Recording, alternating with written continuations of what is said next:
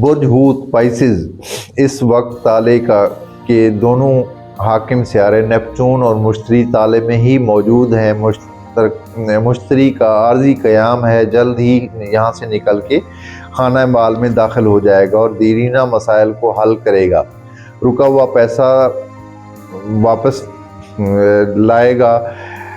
روحانی اور مذہبی معاملات میں اچھی پیش رفت ہوگی، روحانیت میں اضافہ ہوگا، محبت کے معاملے میں بہتری رہے گی، شریک حیات سے تعلق بہتر گزرے گا، سفر کے لیے یہ ہفتہ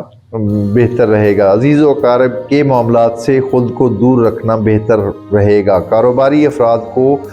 محتاط رہنا ہوگا، اخراجات میں تیزی آئے گی، دوستوں کے ساتھ تفریح کا پروگرام بن سکتا ہے، کوئی نئی دوست یا نیا دوست بن سکتا ہے، اور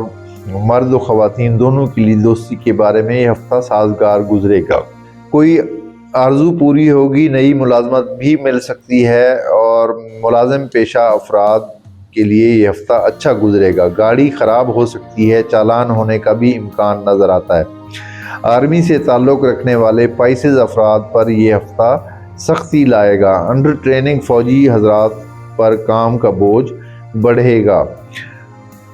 کچھ کو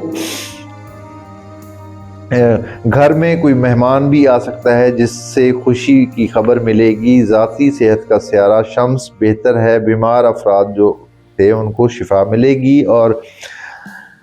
سیارہ شمس قوت بخش سیارہ ہے اور آپ لوگوں کی صحت اچھی رہے گی۔ اور